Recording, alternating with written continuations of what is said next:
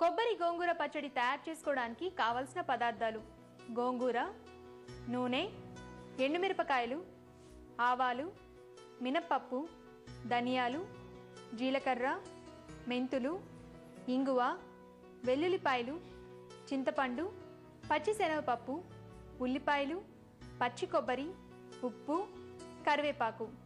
కొబ్బరి గోంగూర పచ్చడి తయారు చేసే విధానం: ముందుగా స్టవ్ వెలిగించి పాన్ పెట్టుకొని 3 టేబుల్ స్పూన్ల నూనె పోసి అది కాగాక 10 ఎండుమిరపకాయలు, 1 టేబుల్ స్పూన్ ఆవాలు, 2 టేబుల్ స్పూన్ల మినప్పప్పు, 1 టేబుల్ స్పూన్ మెంతులు, 2 టేబుల్ స్పూన్ల ధనియాలు, 1 టేబుల్ స్పూన్ జీలకర్ర వేసి ఫ్రై చేసుకోవాలి.